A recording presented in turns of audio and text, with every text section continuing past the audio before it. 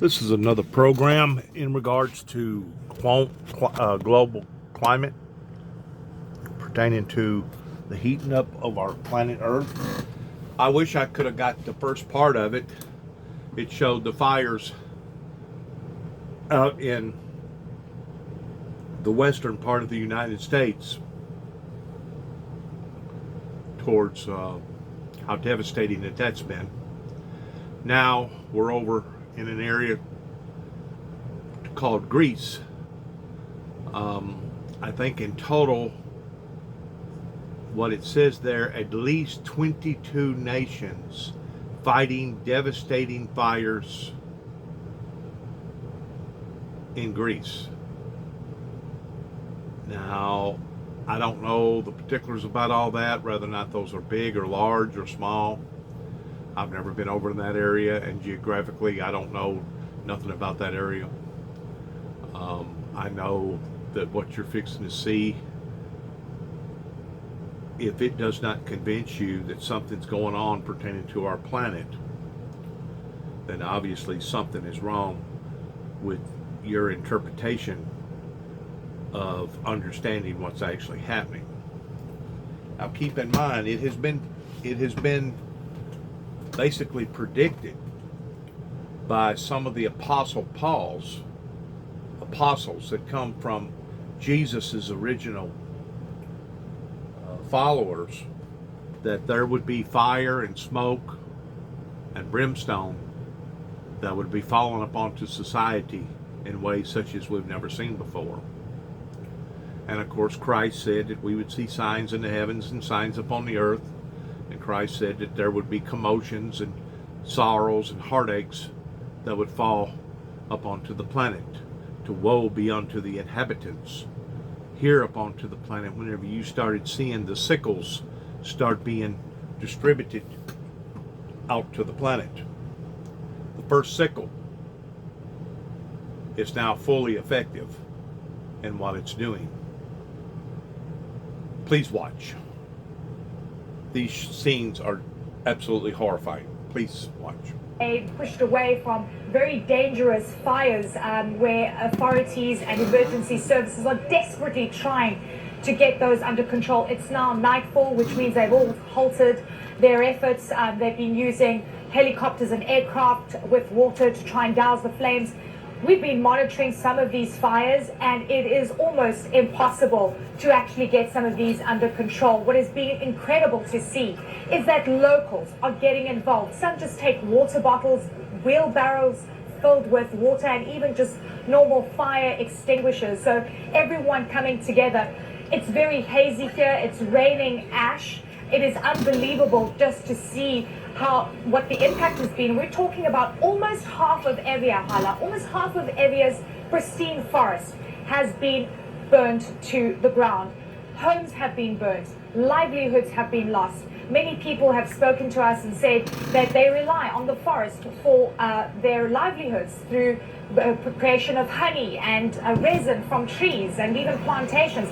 Most of those have been destroyed. Now, they also say they are disappointed and they are angry at the fact that it took authorities 5 days to deploy helicopters and other services to the island, and they say that it's their fault that 7 days on, the fires are still raging. What we have seen, however, today, an increase in helicopters and assistance from foreign countries, which of course has been absolutely vital to get these fires under control. 7 days on, though, there is major fear, devastation, and people are shocked. We've been speaking to people here in sort of the city centre.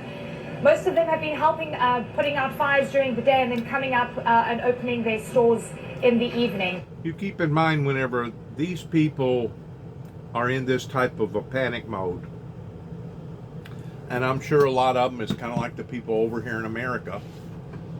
They're not in the best of health conditions pertaining to being in shape.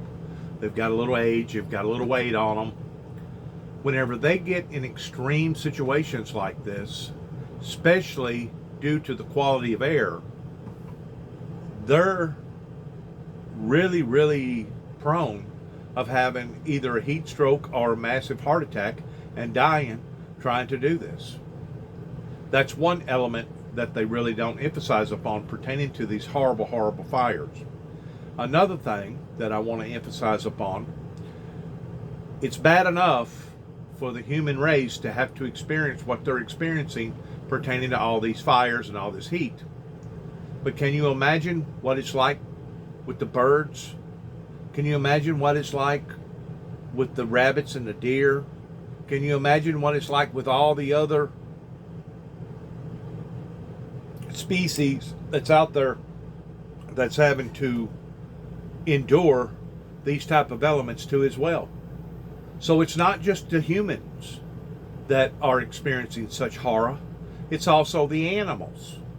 In devastating the animals, you can actually devastate the ecosystem, because we solely depend upon the animals to keep the ecosystem in balance. Kind of like the pollination of crops, flowers that has to have bees to help to pollinate them. I mean, everything has its purpose or its place in the ecosystem, and whenever you have stuff like this going on this big, I promise you it will affect the surrounding atmosphere pertaining to their ecosystem that they have been adapted to, that now they're going to have to readapt to a brand new, different type of environment, and who knows what that environment could actually lead into. The next scene that you're fixing to see, I was fortunate enough to see part of this, is even devastating there over in the Middle East, pertaining to a lake that has just absolutely dried completely up.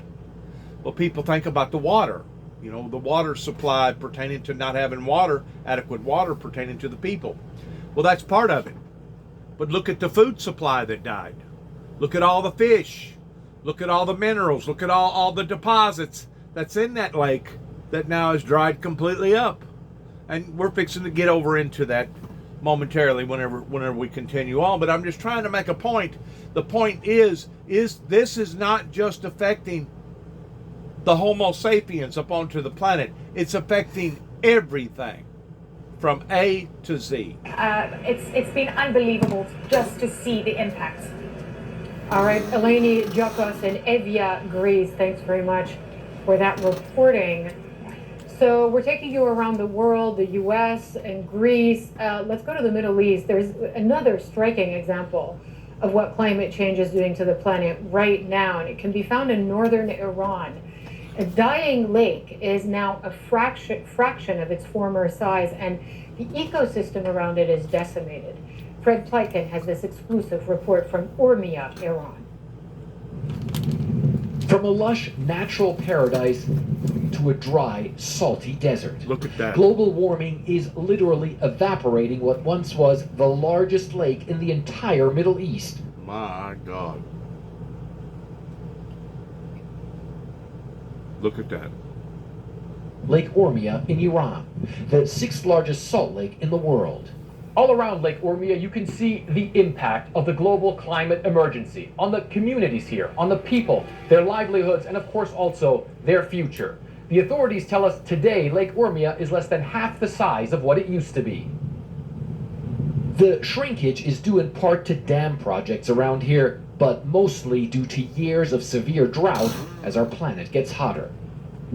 Ahad Ahmadi was a tourist photographer on the boardwalk in what used to be the beach resort Sharaf Khaneh. Believe it or not, this photo was only taken in 1995, when tourists still flocked here, he says. People would come here for swimming and would use the mud for therapeutic purposes. They would stay here for several days, he says. Let's turn back. Let's go back to that picture. In 1995, when tourists still flocked here. This was in 1995. This is about 27 years ago. Look at what they was enjoying.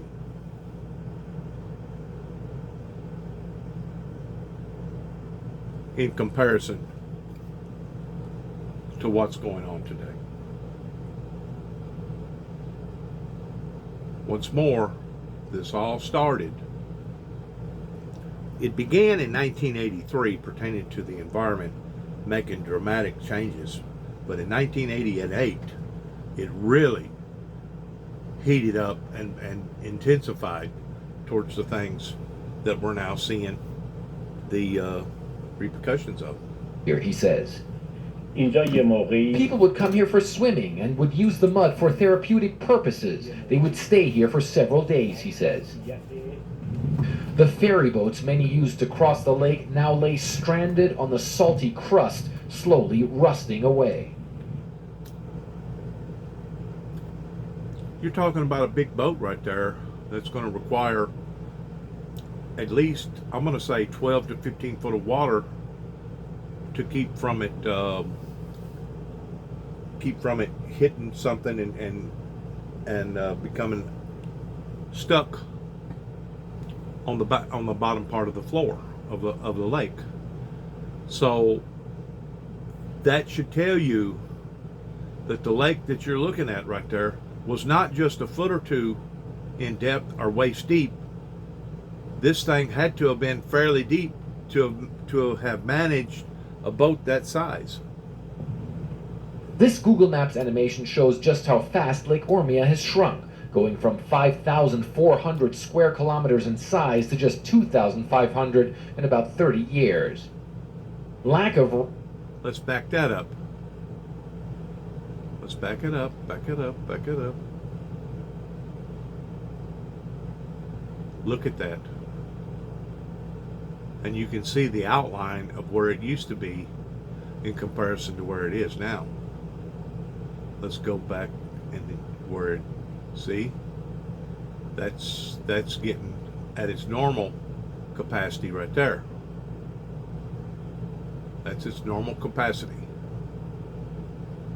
But Animation shows just how fast Lake Ormia has shrunk, going from 5,400 square kilometers in size to just 2,500 in about 30 years. now basically that's what's happening. On the salty crust, slowly rusting away. Basically that's what's happening. This Google Maps animation...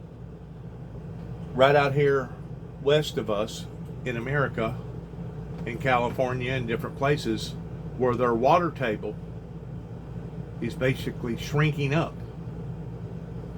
It's evaporating. Even the Colorado River that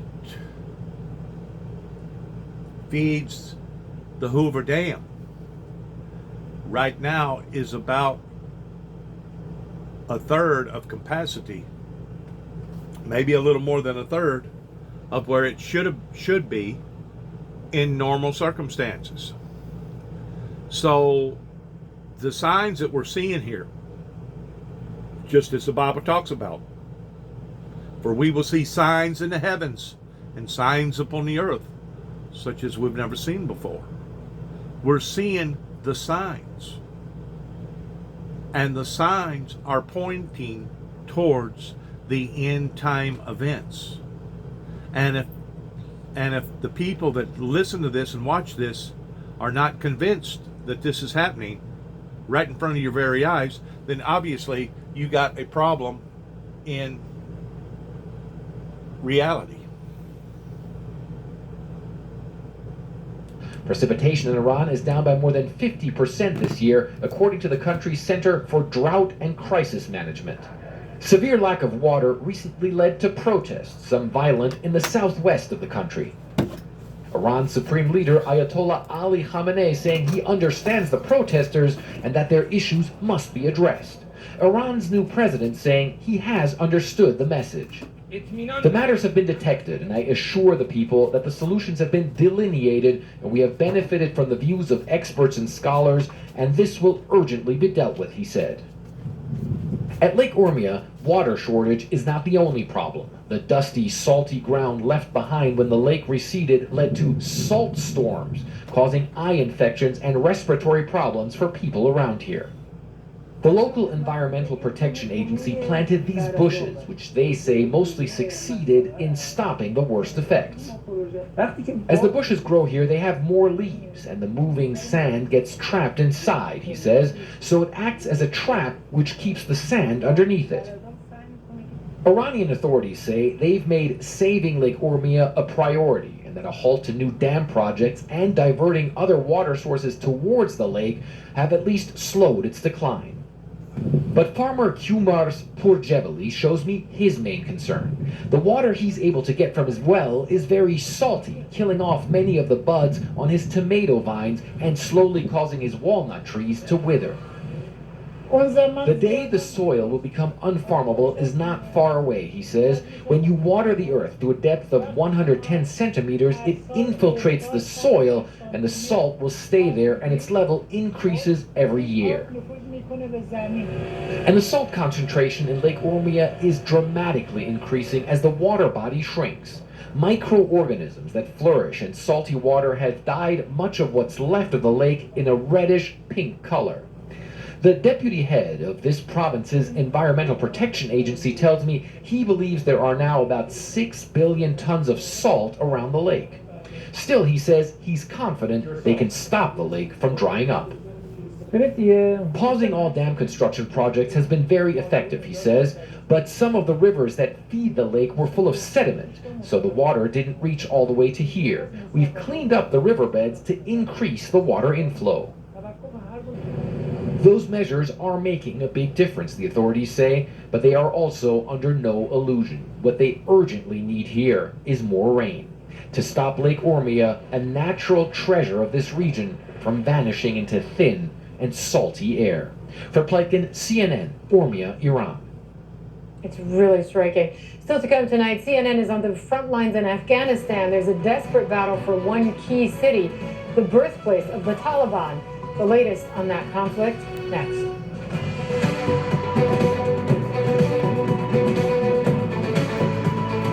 At GDefy, our mission is to help you keep your feet healthy, so your whole body... Once more, what we're dealing here is with unnatural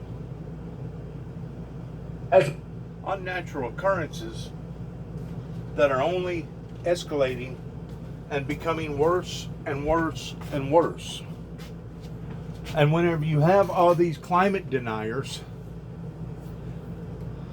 and I'm going to use Donald Trump as an example, all you're doing is feeding the fires towards intensifying the doom of mankind. Entire day pushed away from very Let me repeat this. All you're doing is intensifying the fires towards advancing the doom of humanity. That's all you're doing by having all these controversial subjects in regards to global warming. And if we are not a smart enough society to identify what's going on and identifying all this bickering that seems to be trivial right now, but in actuality it's not.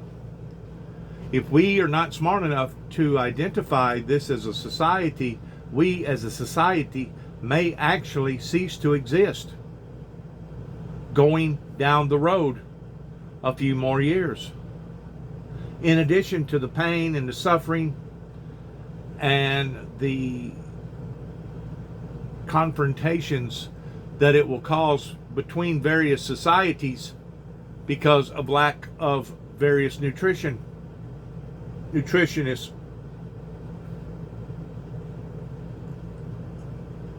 purposes. I've never seen the world and the planet in the shape that it's in right now.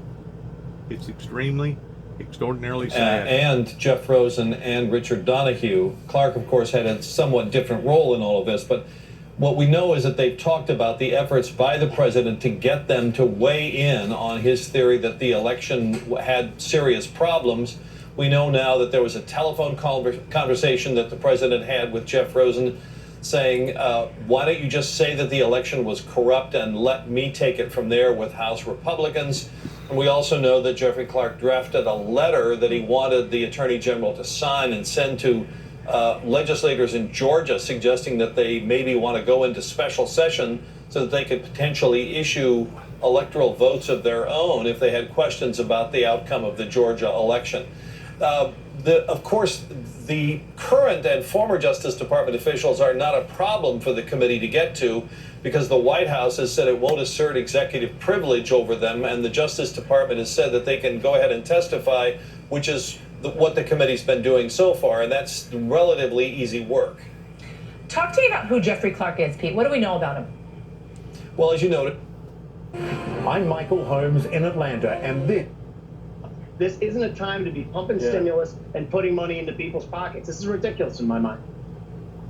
It really is. Jim, thank you so much, my friend. I wish we had more time. See what I'm saying about all the bickering? Really sneaking a pause. Jim just referred to every time we stay focused upon different subjects, it's planting a seed of distraction to the point that we cannot stay focused upon the things that we should be focused upon. Kind of like the nuclear stuff going on with Iran, pertaining to also the other occurrences that's happening all over the world pertaining to global warming.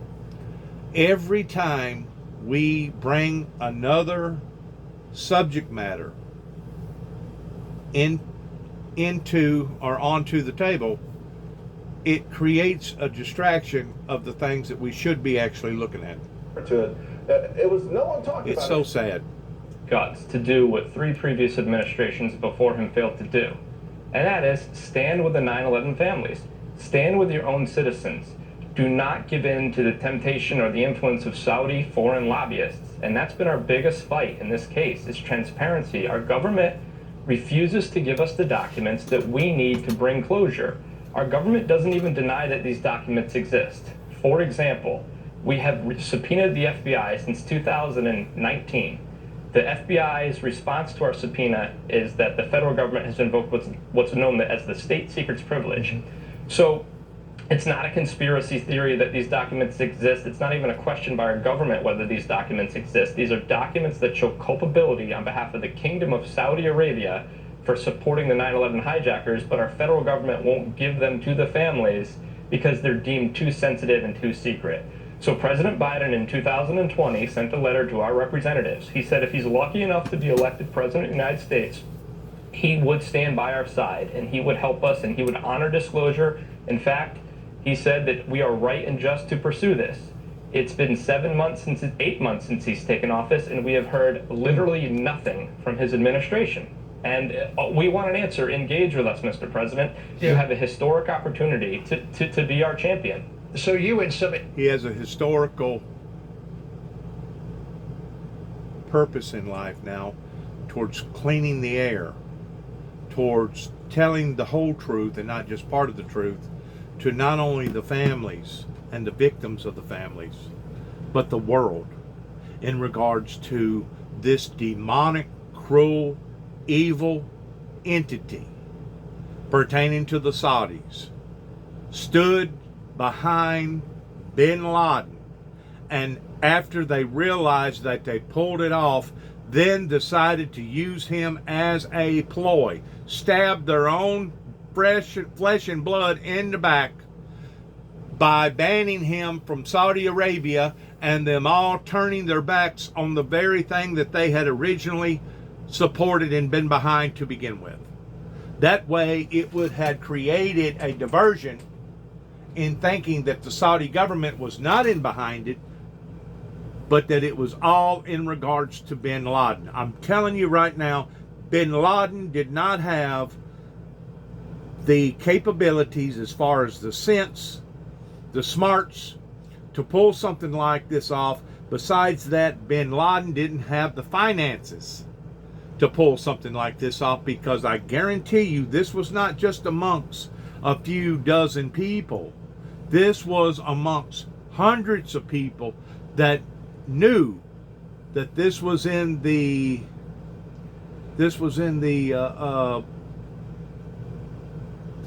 planning stages of it going to occur. And because it took so long of occurring, the planning stages, it went over a vast variety of people in the hundreds. And plus it costed not hundreds, not thousands, but probably millions of dollars to set all these. It's kind of like a chess game where you set all your pawns and your queens and your knights and everything up. They had to get everything all set up to pull something like this off. I mean, this took strategy planning to do this. And now, 20 years later, I think society is beginning to wake up towards realizing, my God, the very things that this guy, Dennis James Juby Jackson, was telling us about pertaining to the Saudi government being in behind 9/11 is now coming true. And it is. And it's not just coming true of my particular ideology, of the things that I'm talking about, but now others is walking out into the limelight and they're telling their story. Just like the journalist that costed him his life, that felt in-depthly, sincerely, that the Saudi government was in behind what they done to 9/11, and that costed him his life. They cut him up in little bitty pieces and put him in a suitcase, a briefcase. 100 other survivors from the World Trade Center, Pentagon attacks, and as well as Shanksville, Pennsylvania, have said if the president doesn't make good on his pledge, then he is disinvited from any 20th anniversary 9/11 memorial ceremonies. Some people might say that's a little harsh. What do you say? It's not directed at any specific president in general. It's directed at whoever occupies the Oval Office. So, to quell some of that fear that we're going after Biden, that's actually not the case. It was President Biden that did make the commitment to us. However, to be fair, President Trump told his attorney general to invoke state secrets on us after I met with President Trump in office. So this is not a Republican thing. It's not a Democratic thing. This is an American issue. And we're asking for a president to stand up and be our hero and stand with us. We would welcome President Biden with open arms, but engage with us, reach out to us. We've reached out to his administration through appearances on the Hill, through letters, and we've heard nothing. And the silence is deafening. And I think the point here is that no political leader should utter the words never forget and get up and start talking about never forget, but behind closed doors subvert or thwart our efforts to bring closure. And that's exactly subvert the truth from the victims and the people that was associated with such horror the day that it happened, especially from the eyes of the general public. There's an old policy or old saying that honesty is the best policy. And whenever America started diverting from that policy, and I'm going to go all the way back, I guess, into about the Nixon era, Blackwater, other major events that occurred that we found out later about, whenever America turned, or whenever America's government turned its back on these particular policies to some degree, and I'm not saying all of them did, that is what has got everything out of kilter the way that it is right now. I know it was the Saudis. It was the Saudis that I met in 1980 and 8 over here in Martin, Tennessee, in a little town, give or take about 7 or 8 miles from where I live. Not only did I meet them in a restaurant, not only did I meet them in a nightclub, but I also met them outside while I was filling up gas at a Huck station, while they was youping and yapping inside of a car wash. They was all gathered inside this car wash, knowing that the sickle had been placed into the society of the world. They know that biblical Bible prophecy was occurring because they knowed who they was. They was not the actual Antichrist, but they was a follower of the Antichrist. And because of these powers, they knew just exactly where they stood in the eyes of history. And so did I, until they attacked my health and poisoned me. And now I begin to scratch my head towards wondering, my God, is my health going to be able to subside long enough for me to be able to see the prophecy fulfill itself? Because they have really, really wounded me badly this time. It's one thing to have broken bones and have organs removed and be electrocuted to death and fall off of buildings and have cars roll over on top of you and basically be like Evel Knievel, come out of all those things. Not necessarily scot-free, but I survived them. I was a fighter. I survived those things. But what they've done to me this time up in the state of Kentucky towards poisoning me with a drug called Rispadol, or something Rispa. I don't know. I'm beginning to wonder if I still have enough wind in my sail to pull myself out of this trench that now presently I find myself in.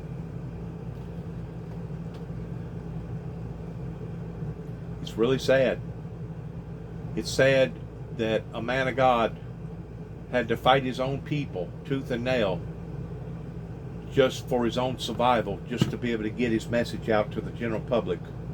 And now, the way it looks like they're going to have to man their own boat and deal with their own fate the way that they have basically brought it upon to themselves. It's really sad. The main point here. By the way, we're seeing pictures of you and your father. He died when you were a teenager. There's some pictures of you as a very young boy there with your dad. Here's what the 9/11 Commission, Brett, wrote about all of this. And you know this well, but folks at home probably don't.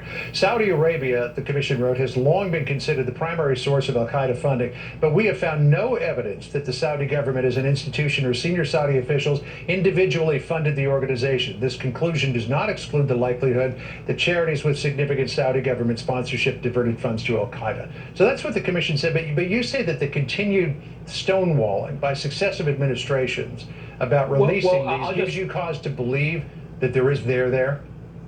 Well, so if I could just clarify, Sure. that the 9/11 Commission was written in 2004. Mm-hmm. We know, and we have evidence, and there's documents, that after the conclusion of the 9/11 Commission, a secret FBI investigation called Operation Encore started in 2006 and went for over a decade and was concluded in 2016. That's the evidence we're talking about. Right. So the Saudis have always relied upon the findings of this 9/11 Commission as some sort of exoneration of their role. But that's not the truth, because we've had a 12-year investigation of the Saudi involvement in 9/11 that the 9/11 Commission never had the luxury to rely upon its findings. So everything we're talking about today is post 9/11 Commission. It's post the findings that you just quoted.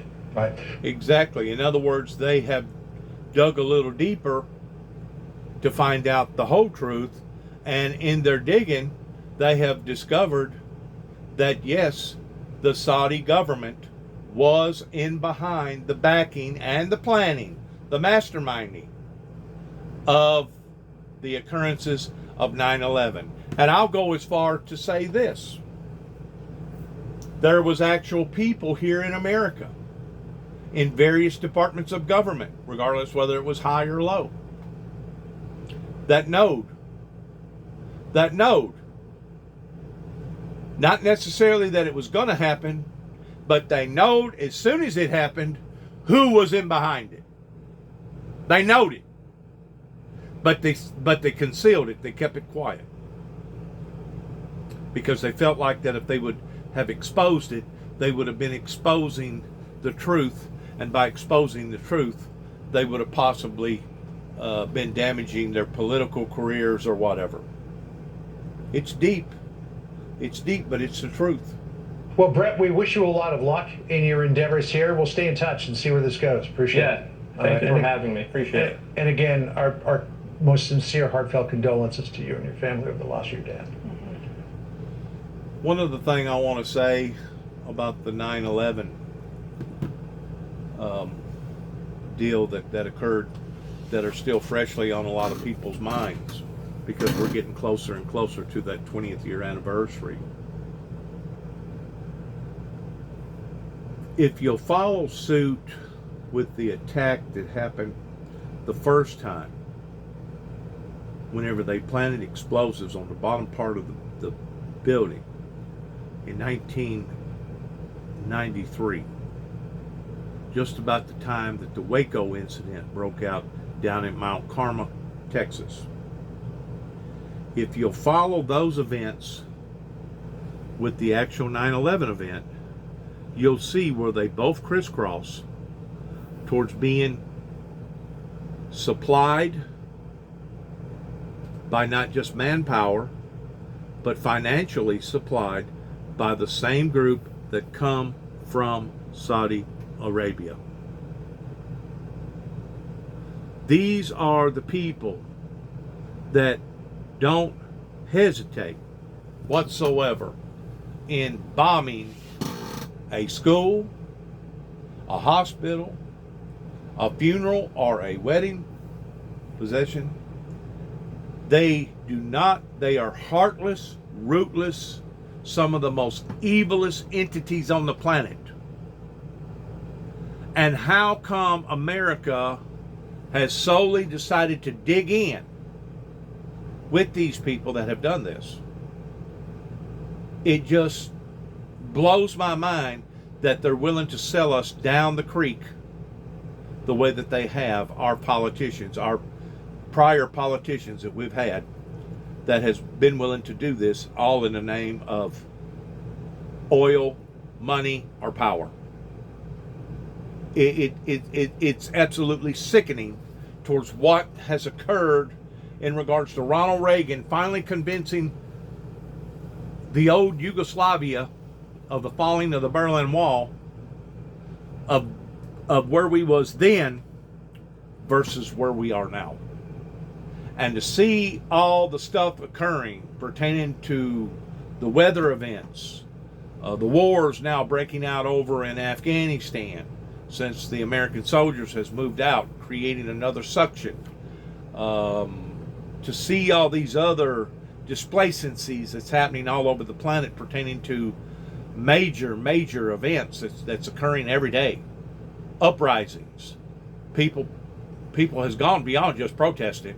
They're actually becoming violent to their governments because of the horror that has befallen upon to them. To see this and to witness this in just a single lifetime that I've had at the age of 60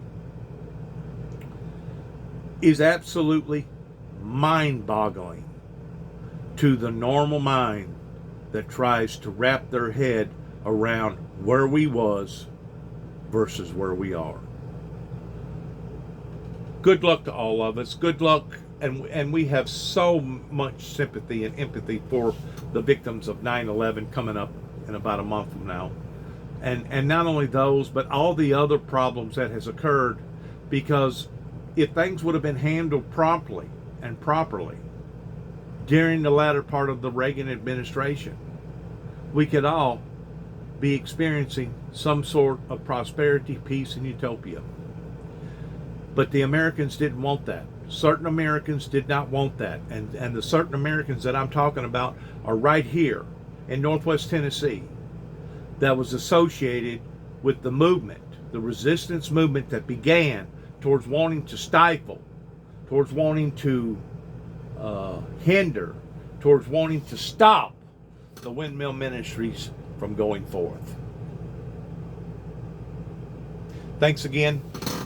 God bless you. God bless America. And good luck to each and every one of us as we go forth in our endeavors.